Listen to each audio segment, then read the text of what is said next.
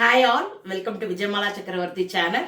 So இன்னைக்கு பார்த்தேன் அப்படின்னாக்கா, நான் திருச்சியில் அதாவது சாட்டர்டே போனேன். சண்டே மண்டேலாம் வந்து ஒரு ப்ரொசீஜர் இருந்தது. எங்கள் மாமியாரோட மாசிகம், ஓர்புடியோட தவசம் அதெல்லாம் இருந்தது. ஸோ டியூஸ்டே அன்னைக்கு நார்மல் டே.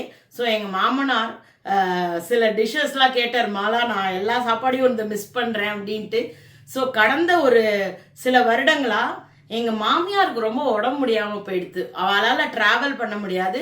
கூட யாராவது இருந்தால் பெட்டர்ன்றதுனால எங்கள் மாமனாருமே வந்து ட்ராவல் பண்ணலை. கூடவே எங்கள் அப்பா ஒரு 3 வருஷமாக ரொம்ப டிட்டீரியேட் ஆன உடனே எங்கள் மாமனார் சொன்னார், எல்லாம் மேலே மேலே வயசானவால வந்தால் உனக்கு தான் பாரமாக போயிடும் அப்படின்ட்டு. அவளும் பாவம் எனக்கும் இது பண்ணிட்டு அங்கேயும் சுச்சுவேஷன் சரியில்லைன்றதுனால தான் ஃபியூ இயர்ஸாக ரெண்டு சைடும் பெரியவா வந்து மூவ் பண்ண முடியாத மாதிரி சுச்சுவேஷன் ஆயிடுது. ஸோ நடுவில் வந்தார் எங்கள் மச்சினர் பொண்ணு கல்யாணத்துக்குலாம் வந்து இந்த லாங் ஸ்டே இல்லாமல் ஷார்ட்டாக வந்துட்டு தான் போனான். பட் ஃபங்க்ஷன் டைமில் சாப்பாடுன்றது கொஞ்சம் இதுவாக இருக்கும். நான் போனேன்னா ஏதாவது தலையை பண்ணி கொடுத்துட்டு அன்னைக்கு டேல பண்ணுவேன். எனிவே எங்கள் ஓர்படியா மச்சினராத்தில் வந்து குக்கிங்க்கெலாம் ஆள் இருக்குது. ஸோ இந்த தடவை என்ன பண்ணிட்டேன், நான் சமைச்சு தரேன் அப்படின்னு சொல்லிட்டு நான் தலிகை பண்ணி போட்டேன். பட் அன்றைக்கி டேலாம் ஃபுல் டே வந்து எனக்கு மெடிக்கலுக்கு போகணுமா இருந்தது. சமைச்சு வச்சுட்டு வேறு சில வேலைகள்லாம் முடிச்சுட்டு அதுக்கப்புறமா எங்கள் மச்சினரோட இன்டர்வியூஸ் எடுத்திருந்தேன். அதுக்கப்புறம் எங்கள் மாமனாரோட ஒரு இன்ட்ராக்ஷன் செக்ஷன் இதுக்கு அடுத்தது உங்களுக்கு வரும். ஸோ இதெல்லாம் பண்ணதுனால ரொம்ப ஹெக்டிக். அன்றைக்கி டேல வந்து ஃபுட்டுக்கு வந்து இன்ட்ரோ கொடுக்க என்னால் முடியவே இல்லை. ஸோ அதனால இன்னைக்கு வந்து எங்கள் மாமியார் ஆத்துல வந்து எங்கள் மாமனார் இஷ்டப்பட்ட மெனு தான். சம்டைம்ஸ் அது கொஞ்சம் ரிப்பீட்டட் மெனுவாக இருந்தாலுமே நான் வந்து அந்த மெனுவை வந்து அந்த கிச்சன்லேருந்து உங்களுக்கு நான் ஷேர் பண்ணுறேன். இன்ட்ரோ வந்து பெங்களூருக்கு வந்ததுக்கு அப்புறம் தான் என்னால் எடுக்க முடிஞ்சுது. ஸோ தயவு செய்து எங்கள் மச்சினரோட ஸ்டெம் செல் வந்து அது ப்ரொமோஷன்லாம் கிடையாது. எங்கள் மச்சினருக்குலாம் ப்ரொமோஷன் பண்ணணுன்ற அளவுக்குலாம் இல்லை. அவர்லாம் எங்கேயோ இருக்கார். சும்மா ஒரு அவேர்னஸ் கோசரம் தான் அந்த வீடியோ போட்டேன். முடிஞ்ச மட்டும் யாருக்காவது தேவைப்பட்டா ஷேர் பண்ணுங்க. உபயோகமாக இருந்ததுன்னா அவர் மாருதி ஹாஸ்பிட்டலில் doctor VR Ravi ortho surgeon. நீங்கள் ஹாஸ்பிட்டலுக்கு காண்டாக்ட் பண்ணுங்க. எந்த பர்சனல் டீட்டெயில்ஸுமே நம்மளால கொடுக்க முடியாது. நீங்கள் ஹாஸ்பிட்டல் காண்டாக்ட் பண்ணி இது ஏதாவது வேணும்னா டீட்டெயில்ஸ் அவளோட ஃபேஸ்புக் பேஜ் அந்த இது யூடியூப் பேஜை வந்து ஃபர்ஸ்ட் கமெண்ட்ல பின் பண்ணியிருக்கேன். தேவைப்பட்டா அதை கூட போய் பார்த்துக்கோங்க. நெட்டில் சர்ச் பண்ணுங்க. உங்களுக்கு உங்கள் ஹெல்த் ப்ளஸ் உங்கள் டாக்டர் கன்சர்னோட உங்களுக்கு தேவைப்பட்டா உபயோகப்படுத்திக்கோங்க. இல்லைன்னா யாருக்காவது ஒருத்தர் இந்த மாதிரி ஒரு விஷயம் இருக்குன்னு சொல்லி சொல்லுங்க, சஜஷன். ஸோ அதே போல் வீடியோவை எந்த வீடியோவும் ஸ்கிப் பண்ணாமல் பாருங்க. எல்லா டீட்டெயில்ஸுமே அதுக்குள்ளே சொல்லியிருக்கேன். இன்சூரன்ஸ் கவர் ஆகுமா, காஸ்ட் எவ்வளோ, இதோடைய ஆஃப்டர் ரெக்கவரி பீரியட் எவ்வளோ நாள், ஆஃப்டர் சர்ஜரி என்னெல்லாம் ஃபாலோ பண்ணணும், அதே போல் இது எவ்வளோ நாளைக்கு வித்ஸ்டாண்ட் பண்ண முடியும், அதுக்கு உண்டான என்ன பண்ணணும், எல்லா டீட்டெயிலுமே அந்த வீடியோவில் சொல்லியிருக்கேன். எல்லாரும் ஸ்கிப் பண்ணி பார்த்துட்டு கொஷின்ஸ் கேட்டால் கொஞ்சம் கஷ்டம். தயவுசெய்து இது எனக்கு சம்மந்தமே இல்லாத ஒரு டாபிக். என்னால் இப்போ நீங்கள் உப்பு காரம் புளிப்பு எது போடணுன்னா நான் சொல்லிடுவேன்.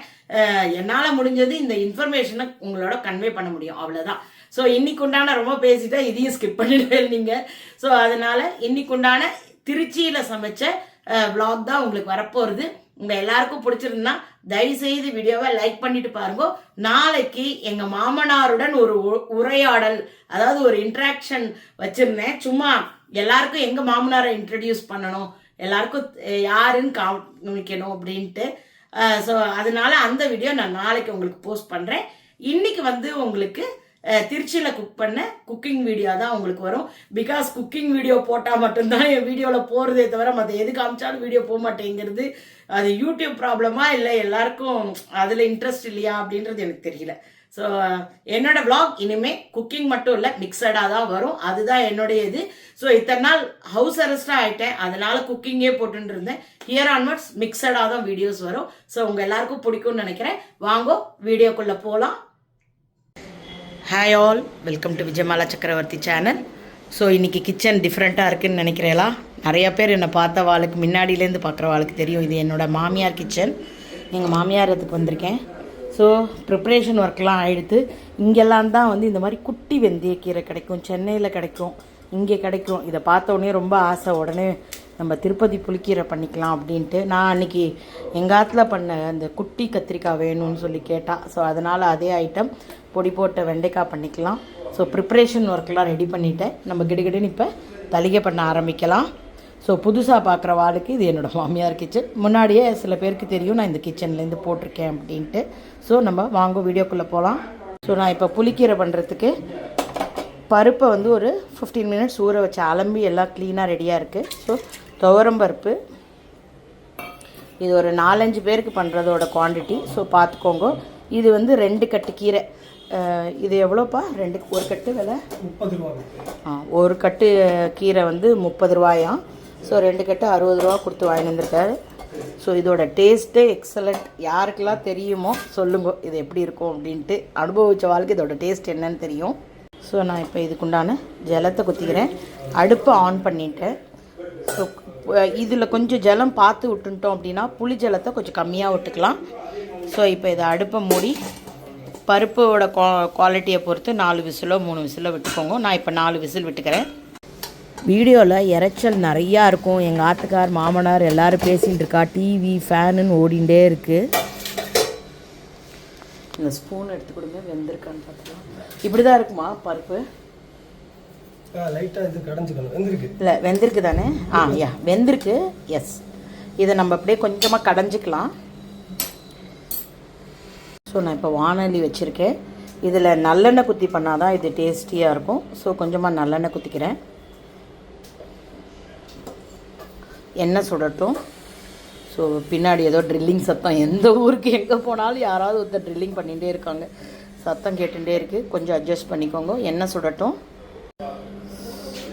ஸோ நான் இப்போ வந்து கடுகு வெந்தயம் போட்டுக்கிறேன். பெருங்காயம் கொஞ்சம் தூக்கலாக இருக்கணும், அப்போ தான் இது டேஸ்ட்டு. அடுப்பை சின்னதாக வச்சுங்க. பச்சை மிளகா போட்டுக்கிறேன். பச்சை மிளகா போட்டு கொஞ்சம் ஜாக்கிரதையாக இருக்கணும். மேலே தெரிச்சிடக்கூடாது. ஸ்ப்ளிட் பண்ணி போடுங்க, இல்லைன்னா எண்ணெய் வெடிக்கும்.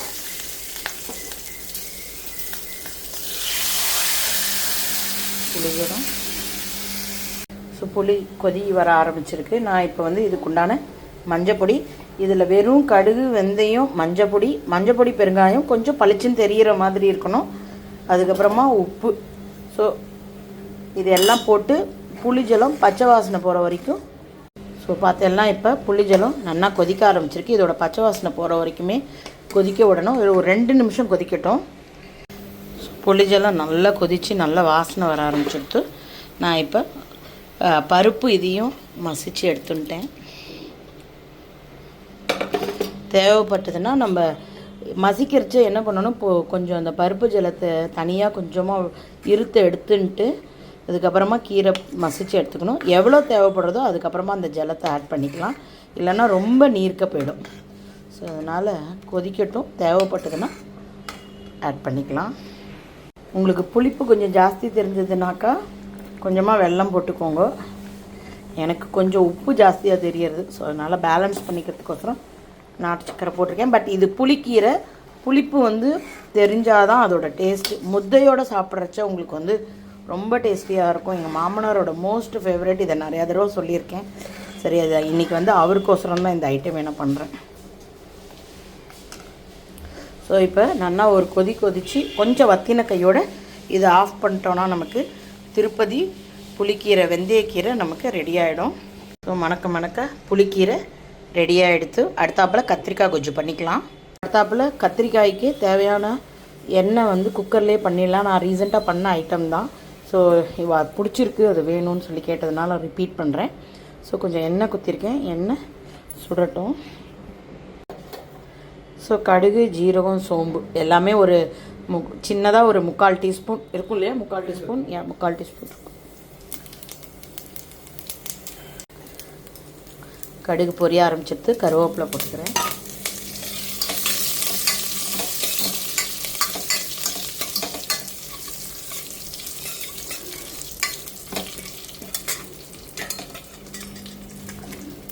ஸோ ஒரே ஒரு வெங்காயம் போட்டிருக்கேன். ஒரு 4 பல்லு பூண்டை பொடியாக நீட்டாக கட் பண்ணிட்டுருக்கேன். 4 இது நாட்டு தக்காளி தானே? 4 நாட்டு தக்காளி போட்டு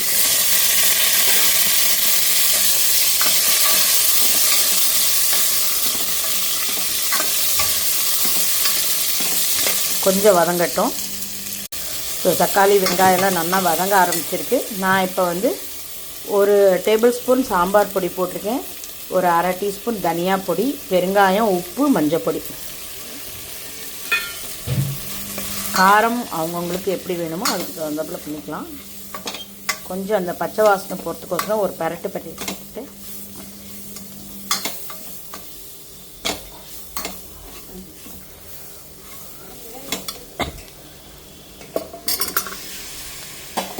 ஸோ 4 கீரி வச்ச கத்திரிக்காயை போட்டுக்கிறேன்.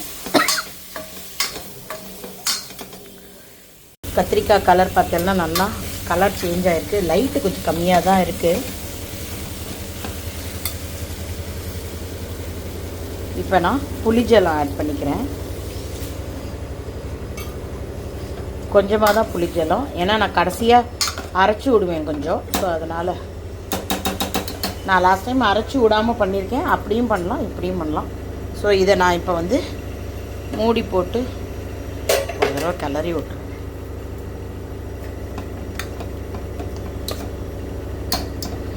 எல்லா சைடும் படுற மாதிரி.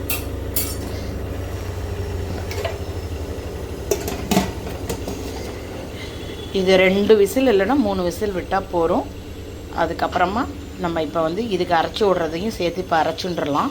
ஸோ ப்ரெஷர் அடங்கின கையோடு அரைச்சி விட்டால் நமக்கு கத்திரிக்காய் குஜ்ஜி ரெடி ஆகிடும். ஸோ இது இருக்கட்டும். இது தோசை இட்லிக்கும் நல்லாயிருக்கும், சாத்துக்கும் நல்லாயிருக்கும். இப்போ நம்ம அரைச்சிக்கிறதுக்கு வந்து நல்லா இவ்வளோ தேங்காய் எடுத்துட்டா போகிறோம். ஒரு 2 டேபிள் ஸ்பூன் போட்டிருக்கேன். கசகசா வந்து ஊற வச்சுருக்கேன். ஸோ 1 டீஸ்பூன் கசகசா. ஆல்ரெடி நம்ம தாளிக்கிறதுல கொஞ்சம் சோம்பு போட்டிருக்கோம், இதே அளவுக்கு போட்டிருக்கேன். இதுலேயும் கொஞ்சம் போட்டு இதை அரைச்சின்றேன். ஸோ அரைச்சின்னு வந்துட்டேன்.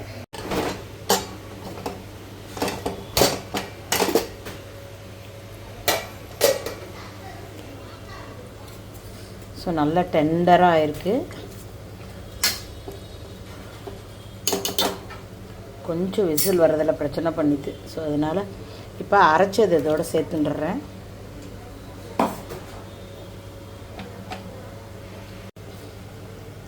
ஸோ கொதி வந்துடுத்து. நான் இப்போ கொத்தமல்லி தழை போட்டு இதை ஆஃப் பண்ணிவிடுறேன். ஸோ பார்த்தீங்கன்னா கத்திரிக்காய் பாருங்க எவ்வளோ ஃபஸ்ட் கிளாஸாக டெண்டராக இருக்குது. ஒன்று கூட உடையலை, கரெக்டான பதத்தில் இருக்குது. 2 சவுண்டு விட்டால் கரெக்டாக இருக்கும். இப்போ இதை அடுப்பை ஆஃப் பண்ணிவிட்டு இதில் ட்ரான்ஸ்ஃபர் பண்ணிவிடுறேன். ஸோ வெண்டைக்காயை கட் பண்ணி எடுத்துட்டுருக்கேன். பொடி அரைச்சி கரம்பதுக்கு தனியா, உளுத்தம்பருப்பு, கடலப்பருப்பு, வெந்தயம், ஜீரகம், கருவேப்பிலை, வத்த மிளகா. ஸோ இது அத்தனையுமே ட்ரை ரோஸ்ட் பண்ணிக்கலாம்.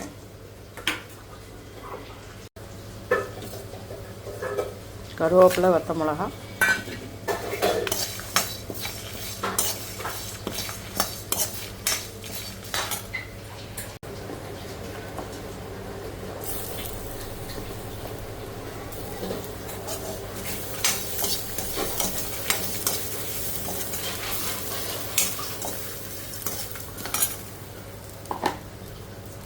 இப்போ இந்த அடுப்பை ஆஃப் பண்ணிடுறேன். அதோட சூட்லேயே அது வறுபடட்டும். அப்புறம் பொடி பண்ணி எடுத்துக்கலாம். ட்ரையாக பொடி பண்ணி எடுத்துன்னு வரேன். ஸோ எண்ணெய் குத்திருக்கேன். நான் இப்போ வந்து ரொம்ப இந்த வீட்டில் சத்தம் ஜாஸ்தியாக இருக்குது. கடுகு போட்டிருக்கேன். உளுத்தம்பருப்பு 2 பொடியை அரைச்சி எடுத்துன்னு வந்தாச்சு. வெண்டைக்காயை போட்டு வதக்கி உப்பு, பெருங்காயம் இதெல்லாம் மிக்ஸ் பண்ண வேண்டியதான். இதுக்கு மேலே நான் ரொம்ப பேச போகிறதில்ல.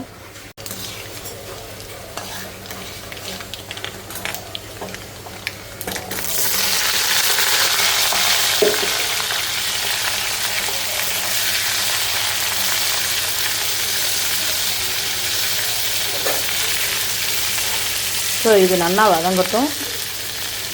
பெருங்காயமும் உப்பும் கூட அப்புறமா போட்டுக்கலாம், குழகுழப்பு போனதுக்கப்புறமா.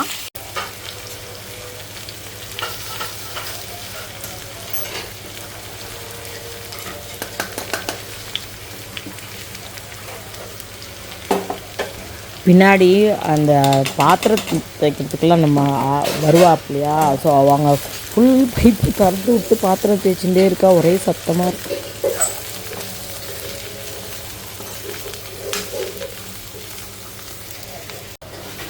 ஸோ தேங்காய் போட்டாச்சு. இதை நான் அப்படியே ஒரு பரட்டிட்டு ஆஃப் பண்ணிவிட்டேன். வெண்டைக்காய் காய் ரெடி. அடுத்தாப்பில் முத்தை பண்ணிட்டேன்னா இன்றைக்கி உண்டான தலிகை ரெடி ஆகிடும். ஸோ ராகி முத்தை பண்ணுறதுக்கு நான் இதால் 3 கப்பு மாவு எடுத்திருக்கேன். 1 கப்பு மாவுக்கு 1.25 தண்ணி, அதுதான் கணக்கு. ஸோ 3 கப்பு எடுத்துட்டேன் அப்படின்னா 3.25 தண்ணி எடுத்துக்கணும். ஸோ மாவு மெஷர் பண்ணி எடுத்திருக்கேன். ஸோ 3.25 தண்ணி எடுத்திருக்கேன். ஃபஸ்ட்டு தண்ணி கொதிக்க விடணும். இப்போ என்ன பண்ணணும், கொஞ்சமாக இந்த மாவை இப்படி மேலே போட்டுக்கணும். 2 சொட்டு எண்ணெய் குத்திக்கலாம். So just few drops of oil. So இவ்வளோதான் உப்பு. 3 விரலால் ஒரு திருக்கடிகை உப்பு போட்டால் போகிறோம். இப்போ தண்ணி கொதிக்க ஆரம்பிக்கணும்.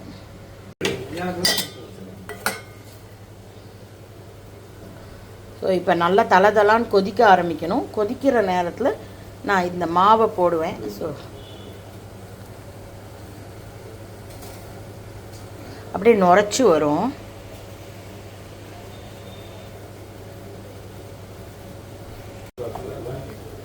ஸோ நான் இப்போ கொதிக்க அரைச்சா இதை போட்டுடுறேன். இதில் சேலஞ்சிங் பார்ட் கட்டி இல்லாமல் கிளறணும். ஸோ இப்போ நான் கிளறேன்.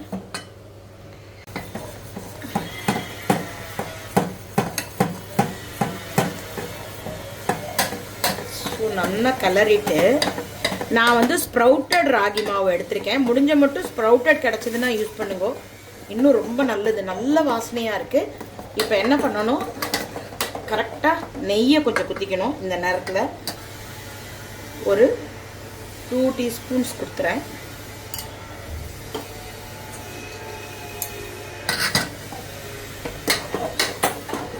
ஸோ இப்போ கிளறிட்டேன் நல்லா. இதுக்கு மேலே ஒரு தட்லேயோ இல்லை ஒரு ஷீட்லேயோ போட்டு திரைச்சிக்கலாம். நான் இப்போ அடுப்பை ஆஃப் பண்ணி விடுறேன். ஸோ முத்தை ரெடியாக எடுத்து, ஸோ இன்றைக்கி உண்டான தலிகை சுட சுட ரெடியாக எடுத்து, ஸோ புளிக்கீரை, கத்திரிக்காய் கொஜ்ஜு, அதுக்கப்புறமா முத்தை, வெண்டைக்காய் காய், ஸோ எல்லாமே சுட சுட ரெடியாக எடுத்து இன்றைக்கி உண்டானதை நீங்களாம் என்ஜாய் பண்ணியிருப்பேன்னு நினைக்கிறேன். Hope you are all enjoying my video. If you like it, please like and subscribe my channel. Thank you for வாட்சிங். Bye bye all.